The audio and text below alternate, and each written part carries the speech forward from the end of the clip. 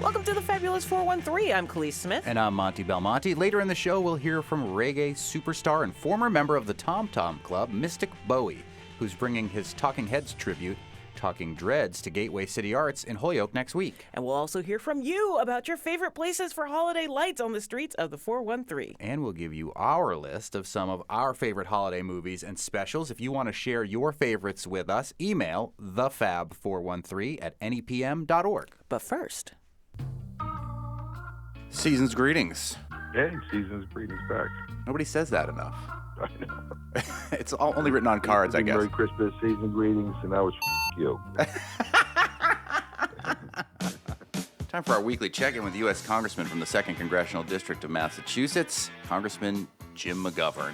Congressman, we were together earlier this week at Deerfield Academy, where the Greenfield Recorder and the Franklin County Chamber of Commerce were honoring the Citizen of the Year. And the Citizen of the Year this year was Good Ben Clark, fruit farmer from Clarkdale Fruit Farm. 45 years old, which in my opinion, too young to be Citizen of the Year. How are you going to make him feel old? What is he going to achieve after that? For, amongst other things, being a board member of CISA, being a part of the Board of Trustees of Deerfield Academy, being a volunteer firefighter, and for rescuing a woman from those horrific floods back in July when a woman on Lower Road's car was being washed away and Ben Clark swooped in to rescue Lee Oldenburg. You were there. You were honoring him. Tell us your thoughts about that event and about the work of Ben Clark. Well, I mean, Ben Clark is not only a great man, but more importantly, he's a very, very good man. You know, he's somebody that is always there at every good cause. He is first in line. You mentioned all the stuff that he's been involved with and all of his accomplishments and his heroism as well. But he's just genuinely a good guy. And I joke that, you know, I go to lots of events where people are named Person of the Year or Person of the Month or, you know, the Lifetime Achievement Award, and sometimes I sit there and say, okay, well, it sounds like this person's being nominated because they ran out of people to honor, but not the case with Ben Clark. I mean, I think everybody in that dining hall at Deerfield Academy, every single person, I believe, agrees that there's nobody better to honor. There's many blessings that come with serving in elected office, but I think the biggest blessing is that you meet people that are really extraordinary. And Ben is one of those people, and you know, we'll be friends for life. But I have the highest respect for him and his entire family. By the way, this whole family is wonderful. So yeah, generational legacy farmers working there in Deerfield. One of the things that Ben Clark mentioned at the event is his work with you on stopping natural gas, fracked gas, actually, pipeline that would have cut through large parts of Franklin County, including his farm. Yeah, can you talk a little bit about that effort? I remember, you know, walking with him through his farm, as he showed me where the pipeline would go and, you know, all the fruit trees that would be destroyed, and basically worried that their farm wouldn't be able to produce what it needs to produce to be successful. And that to me was, you know, it was outrageous what this company was trying to do. And we had rallies at Clarkdale Farm. We had meetings there. You know, I think a lot of the reason why Kinder Morgan packed up and walked away was because of the activism that came out of Clarkdale Farm and all the meetings and all the strategy sessions that happened there. But, you know, I remember walking through as he was showing me how the farm would be destroyed.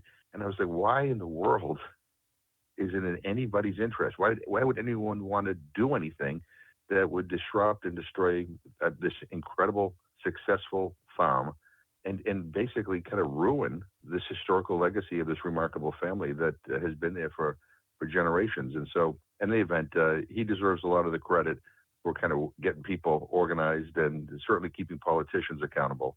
You know, there's an old saying, sometimes good guys finish first. Well, he did in this case, and I'm glad for that. One thing that did happen at the event is that you brought the wrong commendation. I did, yeah. What did you? I brought my speech from the night before.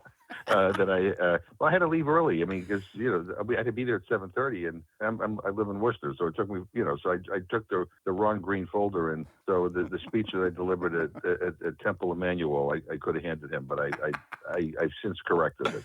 Ben Clark is one of the farmers who this past growing season was affected by the dramatic weather. frosts, not so much the floods on his farm, but there was more flooding even this week. I know Grow Food Northampton and some of the community gardens there experienced another major hit. Lots of farms underwater again this week in December, the end of December. What are you hearing from farms in your district, and how much more help is the federal government going to be able to offer when these events are happening not once a 100 years, not once a year even, but multiple times in the course of 1 year? Well, it's one of the reasons why we need to pass the Farm Bill. We need to constantly readjust, some of these programs to take into account these natural disasters. And so, I'm trying to get a accounting as to how much of this flooding in December is permanent damage, and we're in the process of doing that right now. But the federal government, the state government, has to step up if there is damage that needs to be addressed. And as you know, what we did previously, because the federal government, the state government wasn't doing enough, is we helped raise money privately to help our farms stay afloat, and that was a successful effort. And it was also encouraging to me because it made me realize that there are people all over this state who appreciate our farms and who understand how vital they are, not only in terms of providing food supply, but they're vital to our economy. They're vital to protecting our environment, and we need to protect them. And we need to have the backs of our farmers when these natural disasters occur. And my hope is we can move beyond these weather events that are so destructive. But every time they happen, we have to come together as a community and make sure that our governments, as well as what we can do privately, are pushed forward so that we can help sustain them. Yeah, according to Phil Corman and CISA, with all the private philanthropy and the public support, it's only covered half of the losses of this year. So is the Farm Bill a place where something could happen to help bolster these especially small farmers, given that it's unlikely that these events are going to go away anytime soon? Yeah, it could. And, we need to work with USDA to say, look, this is the new reality. So what are you doing to adjust to this new reality? The challenge with the Farm Bill, as you know, is we have a divided Congress. We have a leadership in the House that, quite frankly, doesn't appreciate the importance of a Farm Bill. And there's a concern that if we were to pass the Farm Bill rather than just an extension, which is not perfect, but at least it's not gutting the Farm Bill. But if we were to pass the Farm Bill under Republican leadership in the House, that it would look very, very differently. And a lot of the farmers that we all appreciate in Massachusetts and New England would not be recognized in what might come out of this Congress. So we're trying to figure out what we can get done. But, elections do matter. And when we have people that approach farming as survival of the fittest, and the bigger the farm, the better the farm, you get one product. And when you get a different leadership that understands that every farm, no matter the size, is important, not only in terms of our food supply, but in terms of our environment, you get a different result. So I don't know what's going to happen this year, but I'm not going to support a farm bill that turns its back on our small and medium-sized farms. Speaking with U.S. Congressman Jim McGovern, McGoverning with McGovern. Speaking of elections, as this year winds down and we head into 2024, we're going to all start thinking about the presidential elections once again. Primaries are just around the corner, but an interesting development in Colorado, where that state is using the 14th Amendment, Section 3, to prohibit anyone who has sworn an oath to the Constitution and then engaged in an insurrection from holding office again. It's the first time this provision has been used to prohibit someone from running for the presidency. I'm sure this is going to go to the Supreme Court to have a final say, but there are even some conservative legal scholars that say this legal argument is unassailable. J. Michael Ludwig is being quoted in Politico today saying that this is the exact reason this amendment was put in the Constitution after the Civil War. Massachusetts has, certain legal scholars have been saying they may try a similar attempt. Is this going to be good for the psychology of the people that already think that Donald Trump, there's a witch hunt against him? And is this truly a way forward, not for the Democratic Party, but for the country that will hold us together rather than separate us? I mean, in a perfect world, I would like to just see him defeated outright in an old-fashioned election. But I understand the arguments, and I'm not a legal scholar, so I'm not the best person to be able to argue the merits of all this. But Donald Trump has been a disaster for our democracy. He has tried time and time again to blow it up, to destroy it. And I really believe that if he were to prevail again, that he would move us closer toward fascism and sort of a one-person rule than we've ever seen in this country. I literally lose sleep at night when I think about the potential that he could be back in the White House. And it is also scary to me that so many people I know, people I've worked with in various capacities over the years, locally and also in Washington, continue to be wind at his back. I mean, I think we always talk about every time we get to a presidential election, oh, this is the most important election of our lifetime. We say that over and over and over again, but this time really, really, really, really is. This is really about our system of government, our form of government, and it really could come to an end. And I'm amazed how many people seem oblivious to it or don't care or still support him nonetheless. Those of us who care about democracy, we're going to have to double down and work harder than ever. And this is one of these years where, I mean, I don't agree with Joe Biden on everything. And, because, don't you wish you had a younger president? Yeah, I wish I was younger too, right? But this is a year where what is on the ballot literally is whether our democracy will continue or whether it ends. And I want it to continue, as imperfect as it is. I want it to continue, and it can't continue if this guy were to end up in the White House. Again, I'm not a legal expert, and I've heard pros and cons about what this decision means. There are ways around it. He will go to the Supreme Court. I have no trust that the Supreme Court will ever do what's in the interest of the American people, quite frankly. So, I mean, we'll have to see what happens. But I think we should not comfort ourselves by saying, oh, this means that he can't seize power. I think this election is far from over, and his forces are not going to give up. And I worry about violence, and I worry about rhetoric that continues to do great and maybe permanent damage to our country as we move forward. Speaking with U.S. Congressman Jim McGovern, this is the time of year everybody likes to look back and remember. I know that it's been a particularly insane year in the House of Representatives. There was just recently the expulsion of a member of Congress, which is an historic event. You had a speaker change from within the party, the Republican Party, midstream here, which is an historic event. Is there anything that you in particular or your party, the Democrats in the House of Representatives, did accomplish this year that you feel particularly proud of? Well, I mean, what I'm proud of is that we successfully did some important damage control in terms of preventing measures moving forward that I think would have undermined our democracy.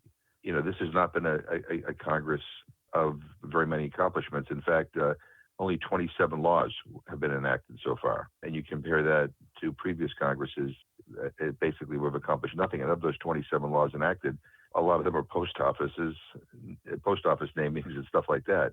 So this has not been a Congress that has accomplished very much for the American people at a time when there's great need out there. I mean, we do our walk for hunger. We do it because there are hungry people in our community. Congress has done zero in this last year to help address the issue of hunger. So I can't do a positive spin at the end of the year on, we did, but this wasn't as good as we wanted to, but we did this. There's really not a lot of good things that were done. This Congress will be remembered for damage control.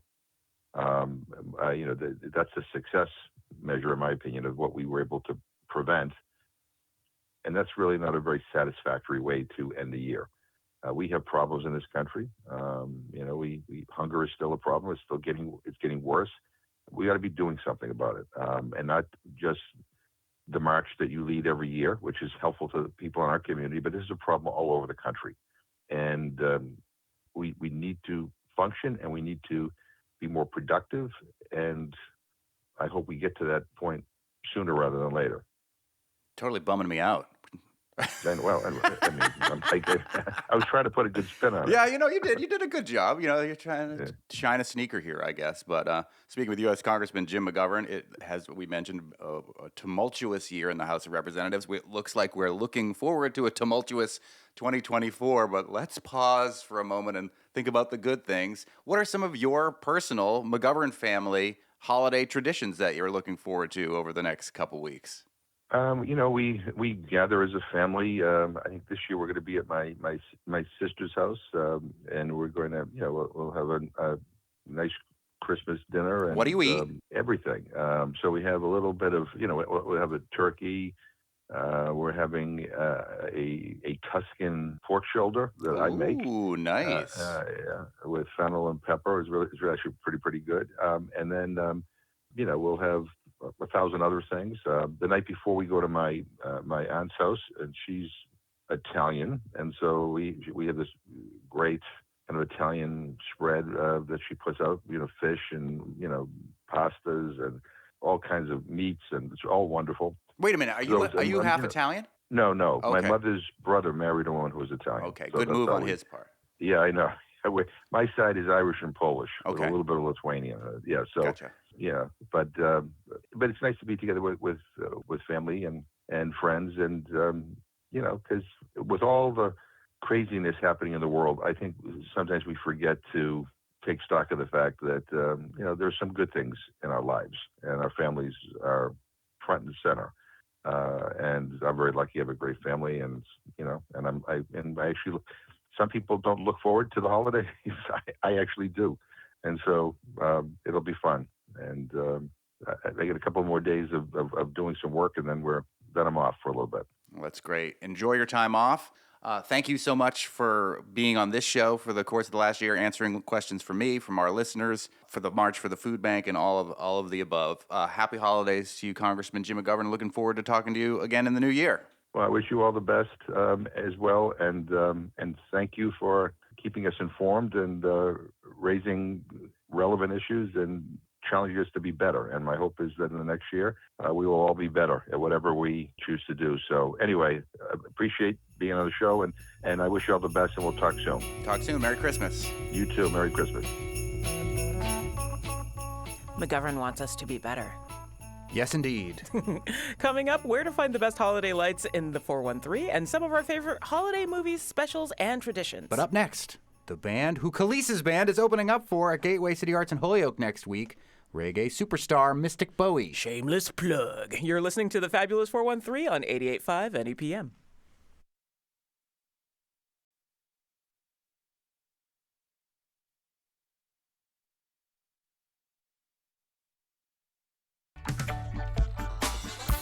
Find yourself living in a shotgun shack.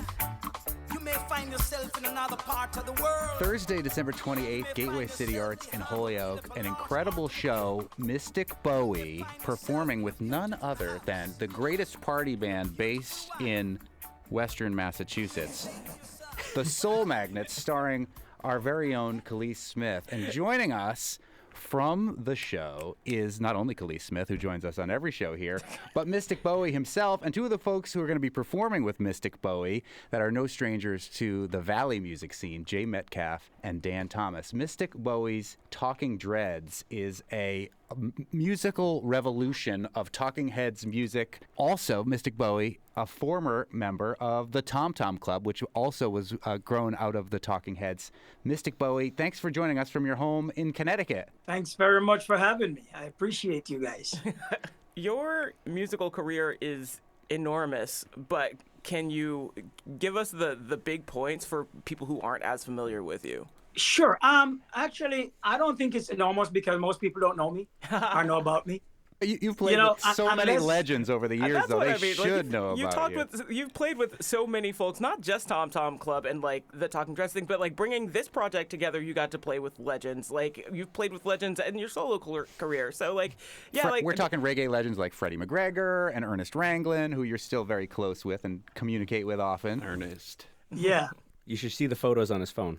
It'd make me very jealous. Yeah. I'm a very fortunate young man. I started out really early. I was discovered when I was 9 years old, and I did my first song then for Jack Ruby record label when I was 9. When I was 14 is when I started doing the first set of shows for Island Records, Chris Blackwell. Basically, they would have me sing in the hotels, after school, cabarets and stuff like that after school. Through that, I started getting more exposure. They have me enter in competition, like the Jamaica Cultural Development Commission have their competition. I won 2 years in a row as a teenage singer, and that kind of widened the road for me a little bit, where more artists start to recognize the name and my talent. Just before my 15th birthday, I went to Nassau, Bahamas, to perform for the Jankono Festival, and the place where I was staying, across the street on the beach was the Campus Point hotel. And on the opposite side of the road is a Campus Point recording studio, which was owned by Chris Blackwell.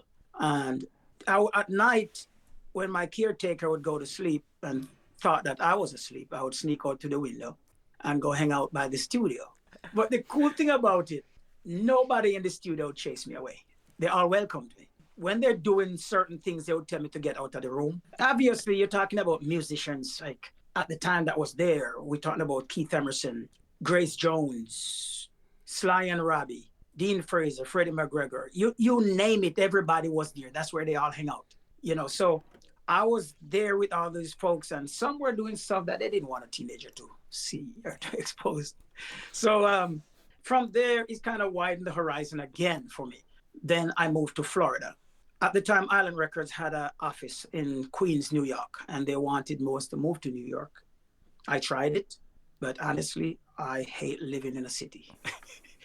I literally got sick because I wasn't accustomed to the horns and sirens and all the noise that goes with a city, knowing me, who's from literally the deep jungles in the mountains of Jamaica.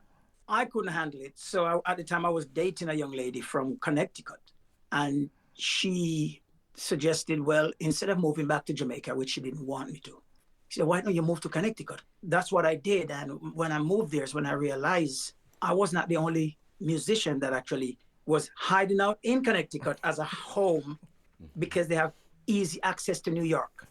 Right next to me, literally, like 2 houses from me, was Keith Richards. Nile Rodgers was just literally behind me.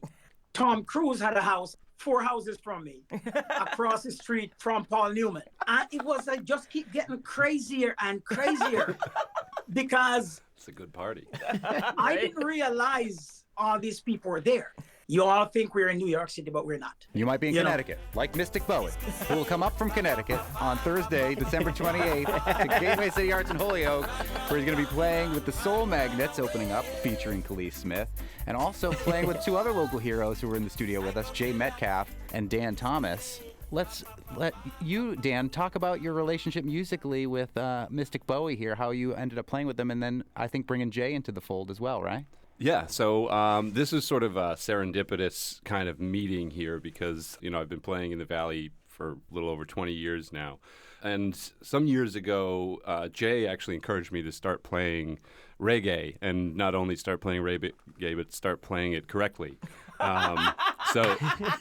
And Jay was really instrumental in kind of coaching me on the things to look for in my playing that, I hadn't found in other styles of music. So then fast forward, and these days, I'm really kind of fell in love with this style of music to where, I'm listening to Ernest Ranglin at work all day and playing his music in my trio shows. And then I found myself playing with some friends, and we actually formed a Talking Heads cover band called Slippery People. So I've got this Talking Heads tribute band, local, that you can catch sometimes. Will probably be, we like to frequent the Marigold in East Hampton. That's our favorite place. And on the other side, I'm playing a lot of dub and reggae and ska. So then Jay and Mystic had got in touch with me this summer and said, hey, we have this band. We play Talking Heads music in Jamaican styles, reggae, ska, rocksteady, you name it. Are you interested? And I don't know what a more perfect... It's like the Reese's Pieces commercial. It really is, And then Mystic sends his records to check out, like, here, learn these parts. That's Ernest Ranglin on the guitar. That's Sly and Robbie on the bass. And, I've been chasing these guys' music for years, and here I am learning the parts of these masters to play these songs with Mystic. This is a match made in heaven right here. I'm like, how are these things all kind of coming together? It's very serendipitous. Jay, how did you get involved with Mystic? I met Mystic. It was that Blue Ocean Music Hall last May, 2 Mays ago. I was opening in the opening band, and I remember seeing the band like 15 years earlier at Wormtown and being like, what's this band all about? And I've been carrying my way through the Connecticut reggae scene, it seems. And this bass player that came on board with Don Minot out of Hartford, Robin, I was down at his house one day, stayed a little extra long. And in that time, Mystic called, said he was looking for a keyboard player. And Robin said, come on over. I got somebody right here. Was meant to be. And Dan Thomas and Jay Metcalf will be playing with Mystic Bowie, who we keep referencing as Mystic. He's from Connecticut, but not Mystic. But it will be in Holyoke on Thursday, December 28th. Khalees Smith and her band Soul Magnets will be opening up. Maybe you'll be part of Mystic Bowie's band sooner than later there, Khalees. I have Exactly, you never know. Okay. What made you bring the styles of music that you've grown up with to Talking Heads? How did you get into Talking Heads? Living in Jamaica as a child, Talking Heads music was one of the few real alternative rock music that was playing on the radio in Jamaica. Behind the scene, they were managed by Chris Blackwell, the owner for Island Records. And I would sing a lot of shows for Chris Blackwell at his hotels just the same way. So I would always hear Talking Heads music. And the fact that it wasn't the typical, it was very different. I'm not the typical reggae guy because I grew up in a tribal village. So as a child, I wasn't a reggae singer, believe it or not. I would sing the traditional Jamaica traditional cultural music, which is called mento. So I would sing more like mento, ska, and calypso. Those were my genre as a tribal kid. And that's the reason why I would stick out and get a lot of these hotel gigs, because I wasn't the typical reggae. And the fact that I was so into different styles of music, once I started hearing Talking Heads music, what drew me the most to them was those lyrics. I want to be able to dissect those lyrics and kind of put myself in that singer's shoe. Where were you in your life or in your own little world when you wrote these lyrics? And then we start getting into that drum and bass section, which those are the folks that I met at Campus Point. You know, Chris and Tina, actually, until today, they still own a condominium in the same building that I used to stay. They still owns it. And Chris and Tina are Chris Frantz and Tina Weymouth, who are founding members of Talking Heads and also part of the Tom Tom Club, which you, Mystic, have also played with. Yes, I sang with the Tom Tom Club for over 20 years.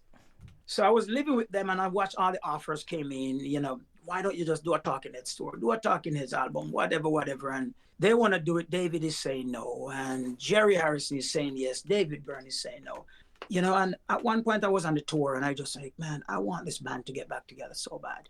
So, you know, the best thing I think I can do to get the band back together without the band, I'm going to do their music in my genre, my style. So I actually asked every single member of Talking Heads before I actually went out publicly with the idea, what do you think about me redoing the songs in reggae? And everybody, 100% were in support of it. What I was doing. There was one song in it that I needed to have a female singer on it. I need a female voice, and that certain song called Heaven. It's one of my favorite Talking Heads songs, but I know it wasn't one of the bigger, more popular songs. I called Cindy Wilson from B-52s and asked her if she would sing it with me, and she said yes. So sing the song Heaven with me.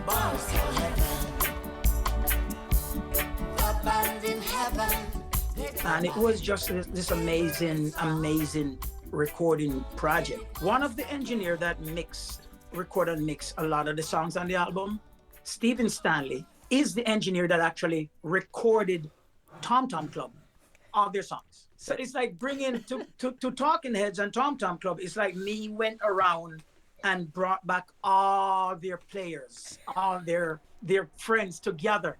Before we actually did the recording, I went to Seymour Stein's office. Seymour Stein, he passed away. He was the founder for Sawyer Records and the president for Warner Brother.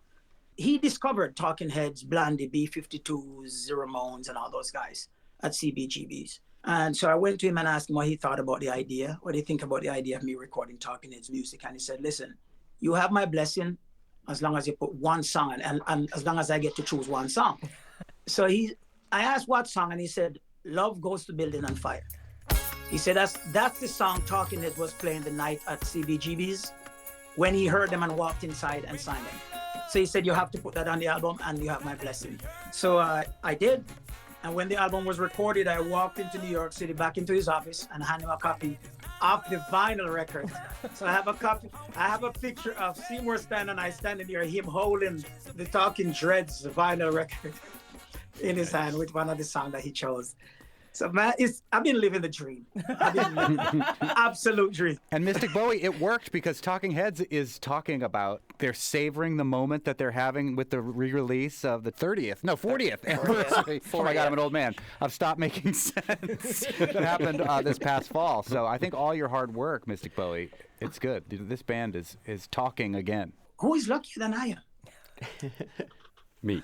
Dan Thomas. I get who's to getting play with Mystic in Mystic's Bowie, band. and Jay Metcalf, two Valley musicians, will be playing with Mystic Bowie at Gateway City Arts in Holyoke on Thursday, December 28th, along with Khalees Smith and the Soul Magnets. Yeah, stop shouting me out. So now back to you, young lady. Oh, Soul Magnet. you're gonna see us. Who's on interviewing Thursday. who? I know, right? Like we just got everything got turned on its head. Best party band in the Here's Valley. the thing. I don't really do interviews. I do reasoning. I like to chat. I like to banter. I like to chat and banter. I'm not gonna be the only one answering questions. If Okay. you know what I mean. You gonna ask her a question? No, I want to know where the name came from. And Oh, who where the started name it. came from? The guy who mostly does a lot of our organizing, Luke Yeager, came up with it. I can't remember where he got it from. And frankly, we're not the only Soul Magnets, haha. But we are the ones with the domain name, so like, whatever. I like to call them the Soul Magnates because they're Possession is 90% of the law. the or big something. wigs of soul. I guess the end of it is that the rest of us are really bad at naming things, and he had the catchiest thing. I asked out of curiosity because I know that there's multiple Soul Magnets out there. That's why I was curious how you. And now I'm even more curious to hear what your Soul Magnet sounds like. Like funk and soul, mostly. We got a horn section, it's fun. Ooh. It's kind of another Valley supergroup, just made up of Yeah. players who are just some of the best players in the Valley, That playing sounds around with other powerful. projects. We're really, really lucky to have Dave Trenholm in our band, who just like is a insane musician. This is one of those. He's one of those Awesome. people who just picks up an instrument and knows how to play it. Learned to play violin for Trans Performance one year, like 3 days before he had to go on and play it with King Radio. Yeah, he's one of those people. The hardest working man at Trans Performance. Seriously, and him, JJ, and Ken Mayery. Right. I'm looking forward to sharing the stage with you guys. It's gonna be great. One last question. So you said that your favorite Talking Head song is Heaven, but what is the favorite? One of my favorites. What is your favorite one that you've redone that is on this album? Oh man, it's hard to say. It's really hard to say because that changes based on my mood. So what's my favorite today might not be the favorite tomorrow. So it's kind of difficult to answer that question. What's your favorite today? Today I have to go with it's actually not the Talking Head song, but it's on the Talking Dreads album. Today my favorite from the album was Piece of My Heart. Piece of My Heart is a Janis Joplin song that we did on the Talking Dreads album. It's a song that my mom would sing whenever she's upset. So like she'd sing that song. We growing up in Jamaica, we never heard that song. But my mom would sing that song and we know somebody, one of the kids are in trouble. But it just so happened that yesterday one of my mom's friends got ill and we were talking, I called her, she's in Jamaica. We're talking about my mom, and this morning she's like, can you send me that song again, please, that your mom used to sing, that you redid? So I sent Piece of My Heart to her. So today, that's my favorite song. That's amazing. Mystic Bowie and Mystic Bowie's Talking Dreads are going to be playing at Gateway City Arts in Holyoke in one of the last shows of this incarnation of that wonderful venue in Holyoke. They're going to be playing with Jay Metcalf and Dan Thomas, as well as with Khalees Smith and the Soul Magnets opening up. This has been a great chat, Mystic Bowie. Thank you so much for spending time with us. Can't wait to see the show on the 28th. Thank you very much for having me. But you know what's pretty cool? I was supposed to be in Jamaica right now. But when Jay mentioned that show, I've decided we're going to stay and we're going to do that show. And I'm actually literally leaving that show straight to the airport to fly to Jamaica the next morning. We might go with you. I'd like to. Oh, Yo, you all should come down. I'm telling you, I have an amazing writers camp that I have up in the mountains. You guys should just come down. You have a place to crash, man. all right. We're coming. I mean, I don't need more than an invite. God help us, help us. And as a quick aside, one of those ska projects one of those side projects from Dan Thomas's band, the Valley Moonstomper Society. They are playing their traditional ska and rocksteady at the Marigold Theater in East Hampton tonight. So if you want to go get your rocksteady on, you absolutely can and should support your local music scene. Up next, we'll share some of our favorite holiday movies and traditions. And we'll hear about some of your favorite locations in Western Mass to see the cool Yule lights. You're listening to the Fabulous 413 on 88.5 NEPM.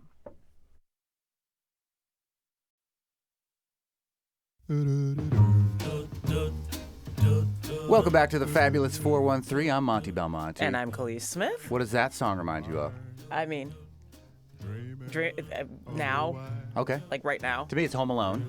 Well, there's that too. And it's also used in The Santa Claus, which is that Tim Allen one. They use it a million times in that. So it's prompted me and my friends to just break out into a at any random time. We're going to talk about some of our favorite holiday movies, like maybe Home Alone, coming up in just a little bit. We're going to make it weird, as we always do. We are definitely going to make it weird. Home Alone is great. We have a Home Alone parallel movie that we will talk about. But we have been asking you, the listener, about where to find the best holiday lights in the Fabulous 413. And many of you have sent in your suggestions and your pictures. So some of which you can see on the NEPM Instagram and Facebook page. We'll post more as time goes on. So, if you're stuck at home for whatever reason, you can still see the lights. Yeah, you can play holiday light bingo. Yeah. Go print it out from the internet and then try to drive around to these places and see and check it off your list, the lights that we've seen here. That is the opposite of what I said, but okay. You want to? Do you want to start with the first one? Sally Morgan sent us this gorgeous picture of a house that is right across the street from Holyoke High School. And it's beautiful. It's got like lights on 3 floors. It's awesome. And everything's just covered. It's so cool. And there's hearts and there's snowmen and it's beautiful. Nancy Richards said on Harrison Ave in Greenfield, the owners add more dazzle each year, this time a Ferris wheel. When kids drop a letter to Santa in the mailbox, all letters answered if a return address is included, they get a free jingle bell on a fancy string, each one draped over the antlers of a wooden reindeer. I'm told the man of the house is a kitchen designer, which might explain the perfect placement of objects, color, and light. The train runs through Thursday through Sunday from 5:30 to 7. Then she adds, I'm a fan and regular listener of your wonderful addition to the NEPM lineup. Please don't go away. Oh, thanks. Oh, thanks, Nancy. And she sent a movie, too, but I couldn't get it to open. Anyway. Dennis Brommery sent us 4 pictures driving past 9 Harkness Road in Pelham. It was early in the day, but the lights were still on. A lot of inflatables, several Santas, couple of candles, trees covered in lights. This was all ginormous and well done. What's your take on inflatables? I'm okay with them for the most part.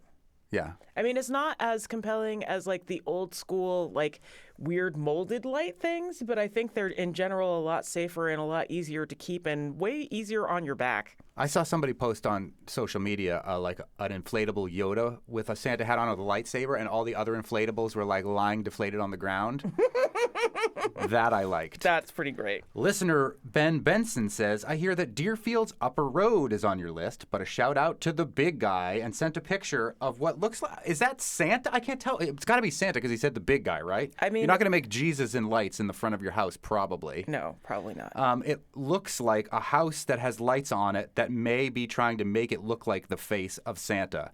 But you can go there, Upper Road in Deerfield, and see for yourself. And if you get stranded on Lower Road, good Ben Clark, fruit farmer from Clarkdale Fruit Farm, might come rescue you because he is the Franklin County Citizen of the Year. I mean, and he did actually do that. He did actually do that. If you missed that earlier in the show with Congressman McGovern. Indeed. Yeah. Andrea Cohen sent us a picture of this house done up on Maple Street in Greenfield, where they've done in lights joy over their shed or garage, which I happily approve of. Yeah. But there's, again, more inflatables, lights on the tree going to the house. All of the windows are done up in lights, and there's a whole scene with snowmen and sleighs in the front yard, including candy canes. I like when candy canes are in yards. Yeah, lights all over the fence. They made a heart and a peace symbol in lights there. So this is like as close to the National Lampoon's house as any of the suggestions we've gotten so far, I think.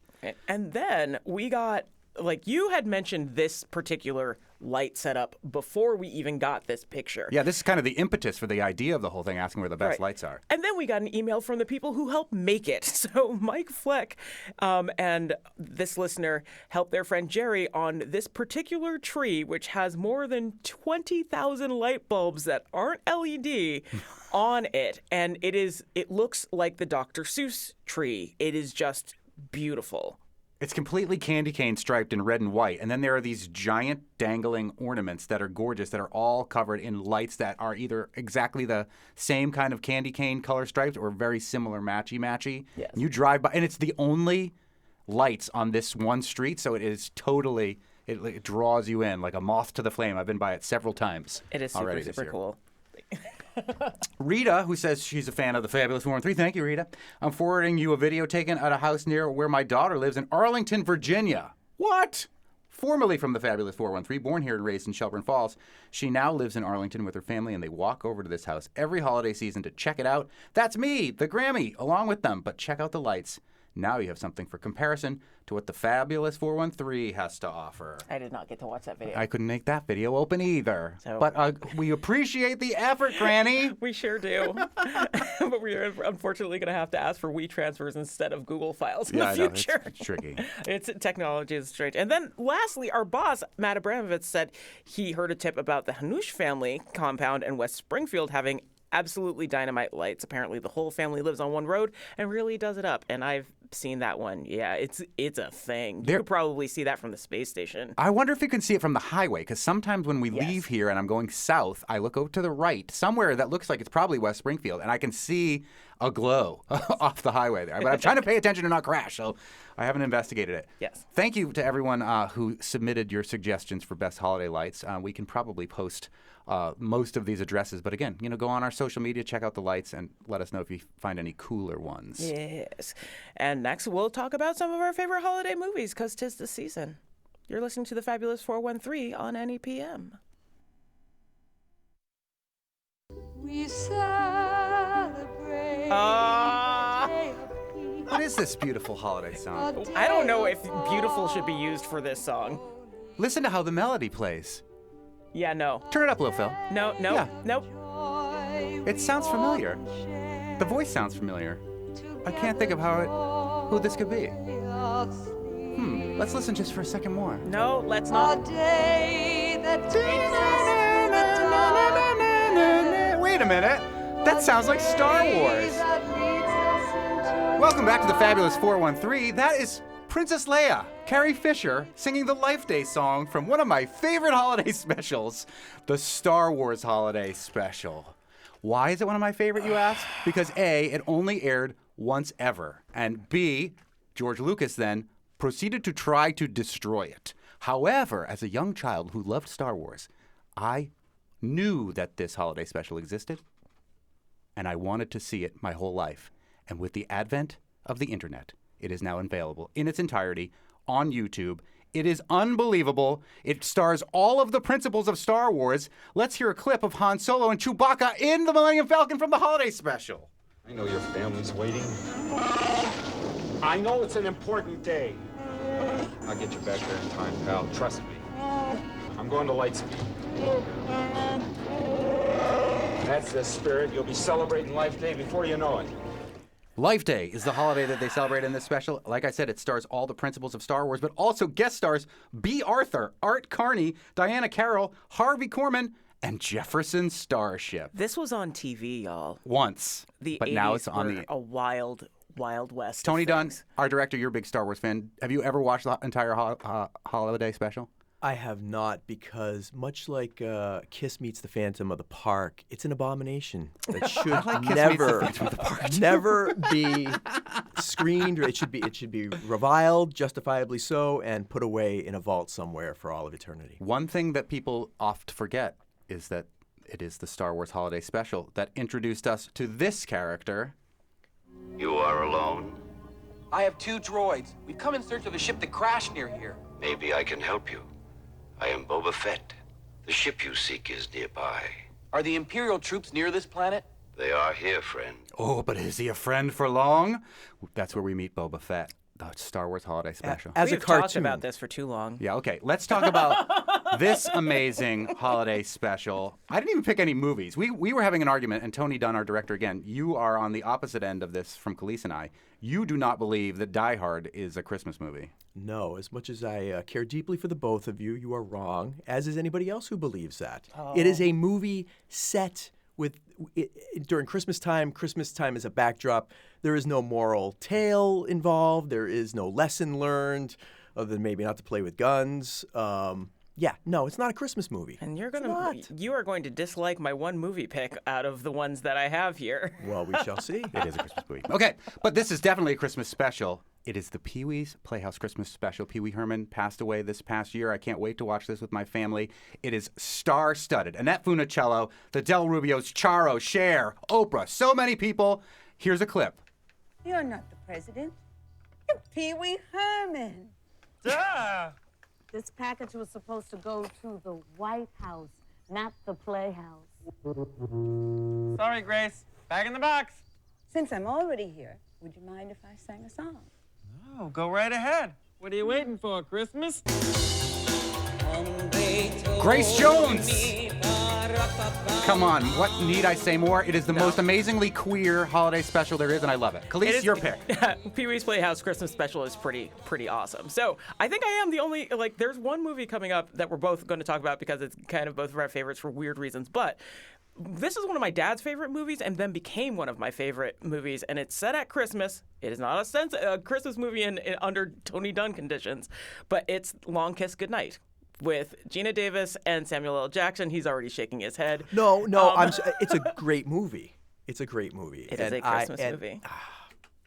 If it's set at Christmas, it's a Christmas movie as far as I'm concerned. It's a Christmas movie. Well, according to your rules, then if it's set at Christmas and it's a Christmas movie, then it's a Christmas movie. And this is one of my favorite moments in it. See it tonight. I'm not talking about the millennium, and I don't want to change your life. What?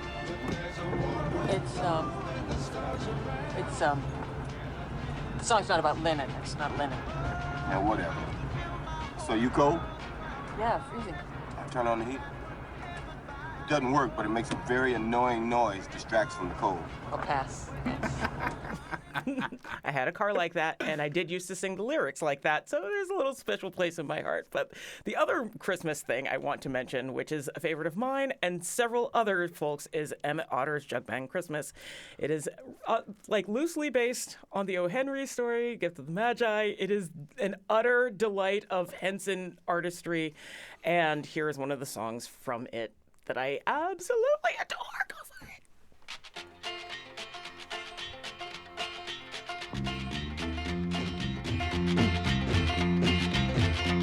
When you meet somebody that don't like soul food, they still got a soul. And it don't mean that you got no rhythm if you don't like rock and roll. But if you taste like mine, you like cider, not wine, and your very favorite thing to do Let's get a pretty girl dancing to jug band music. and to miss a mom's barbecue. And like I said, I am not the only person who loves this special. We got an email shortly into the show from Jennifer Fosel. Hands down, Emmett Otter's Jug Band Christmas. In case you don't know it, it's a Muppet thing originally from the 1970s. When I was a kid in the early 80s, it only aired on HBO. It's loosely based on O. Henry's The Gift of the Magi. To this day, it is my fave. You are not the only one. Remember when Kermit was in it, but then Kermit was bought, the Muppets were bought by Disney, so they edited Kermit out of the incarnations of Emmett Otters that you watch now. It's sad. Yeah, that's sad. Do you want to do your one more, and then we will save our one, our mutual most amazing one for the beginning of tomorrow's show? No, because it's another weird one, and I haven't watched it in ages, because it's just hard to come by. But my family's favorite TV Christmas special used to be the Claymation Christmas Celebration. Yeah, it's Too long a clip. Yeah, Oh. it's bizarre. But it involves the California raisins, and that's all you really need to know. And some misinterpretations of the Wassail song. I can't believe that I don't remember this one. I have to go back and check it out because I was so There's into a the T-Rex California in raisins that there's no way I didn't watch this one. Yeah, All right, well, we'll give you our multiple amazing mutual pick tomorrow at the beginning of the show, and we want to know about what your favorite holiday movies and specials are, especially if they're weird. Don't give us Love Actually and Elf. We know all those are great. It's a Wonderful Life, blah, blah, blah. We want the weirdo stuff. Tony, what's yours in our last seconds here we have on the show? What's my favorite? Yeah. Oh, It's a Wonderful Life, Mr. Belmonte. It's fine that's your favorite. We just don't need to talk on about so that many anymore. different levels. Everybody's talked about that one a million different times. That's totally fine. Friday on the Fabulous 413, we are celebrating First Night, which is actually the last night of the year. We'll ask why they call it First Night when we speak with First Night Northampton event producer Steve Sanderson. And we'll hear live music from First Night festivities with Father Hotep and Love Crumbs. Plus a sparkly wine Thunderdome at Dare Bottle Shop in Lenox, a pair of bubbly bottles, and a sparkly pair of sisters to taste them with. I'm Monty Belmonte. And I'm Cleve Smith, and we'll see you tomorrow on the Fabulous 413, where we will explain this music playing right here. Here comes the dawn.